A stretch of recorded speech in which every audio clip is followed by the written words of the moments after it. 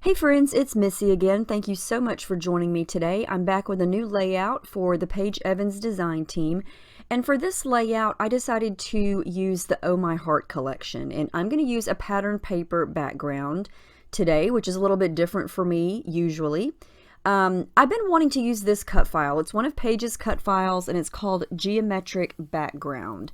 And I just thought it would make the coolest background design. And I wanted to have a lot of color on the background, and I'm going to use this color photo of my daughter, and there's pops of bright green and hot pink, and I loved this paper from Oh My Heart.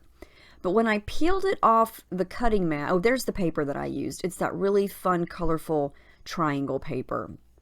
That's paper number 5. But when I peeled it off my cutting mat, I love how the little inside pieces looked. It looked like a kaleidoscope. And I thought, I think I want to use those pieces instead of the actual cut file. And so that is what I'm going to do. And I'm going to use this striped paper here as my background. I call that color periwinkle. It's kind of a cross between blue and purple. And I just thought it would be fun to do something different. So before I do anything, I'm going to smudge a lot of white gesso down. And most of the area that I cover with gesso is going to have all those little pieces glued back on top of it, and then I'm going to be able to do some mixed media work on top of that and add some, some watercolor or some sprays or things like that. And so that's all I'm doing here, is kind of whiting out a diagonal area, because I know that is where I'm going to put those little pieces back together. And I save the actual cut file because I love the way that looks as well. But I just thought I would get a little bit, I don't know, think outside the box on this layout. So I love how that looks, and I love how you see so many little pops of colors on that cut file. So what I did is I situated them onto the background exactly like I wanted them. And then I'm going to go. Now this does take some time because there are tons of little pieces here. I'm going to pick them all off the cutting mat, even the pieces that popped off when I peeled the cut file off over there to the left side. I'm going to use every single little piece and basically do this like a puzzle. I'm going to glue down each piece inside of each little circle there and create a negative effect. I guess that's what you would call it, because you're not using the actual cut file, you're using the inside pieces. Yeah, I don't know how long this took. It got quicker the more I went. I just added a dot of glue in the middle of each little triangle and then peeled it off and stuck it down, and then kind of gently peeled the cut file up around it. And I, turned off the camera, worked on it some more, and here's a little bit more progress. I'm already on the second side there.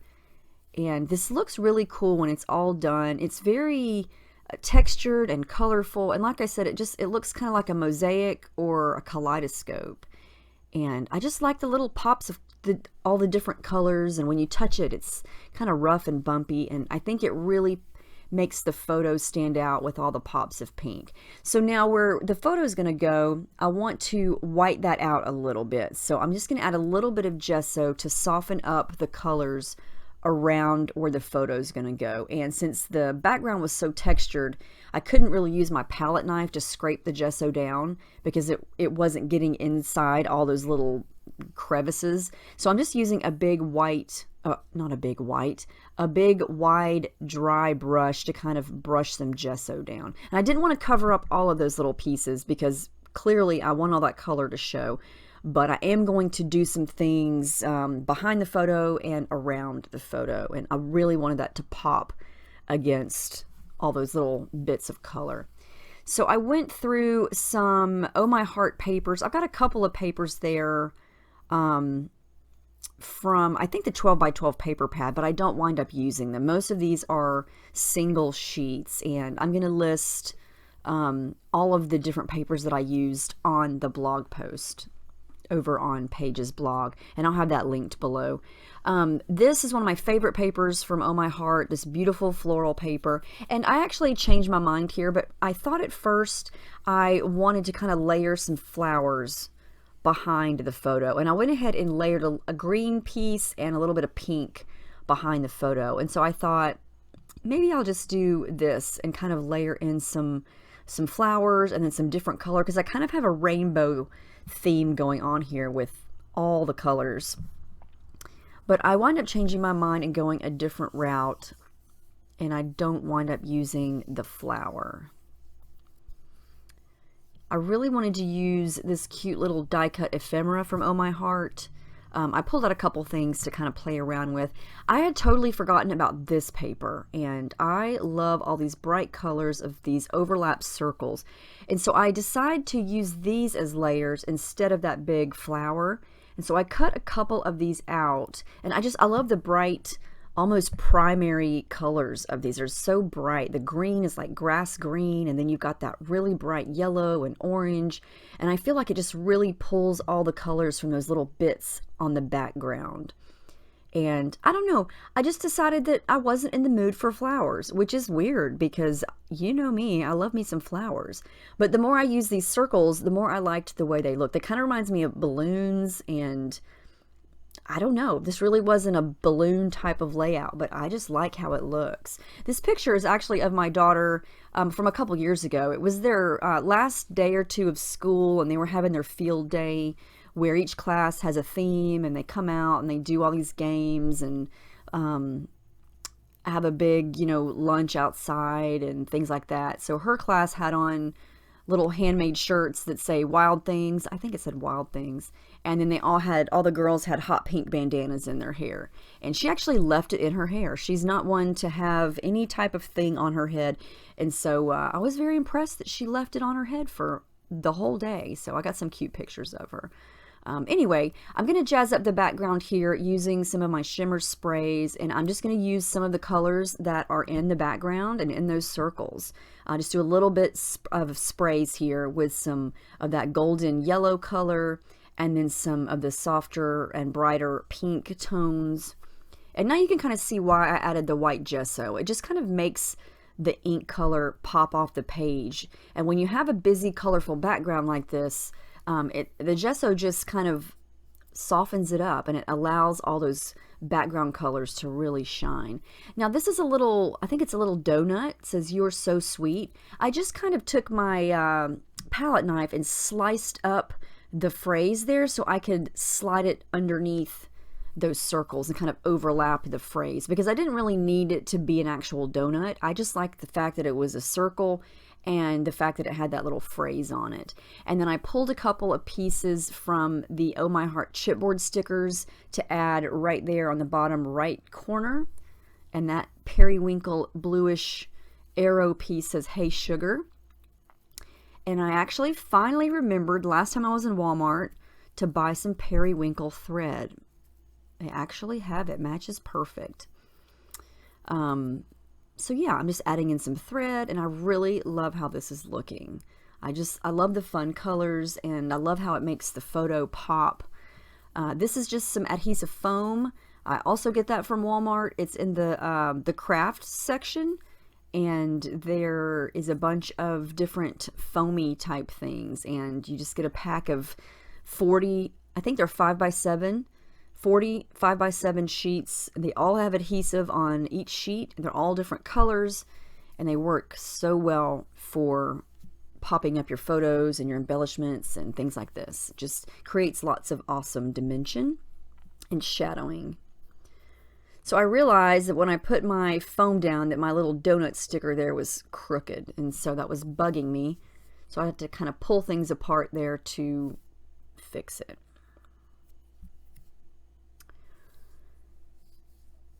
I decided, what did I do here? Oh, I added another orange circle over to the left because I felt like I needed another pop of orange.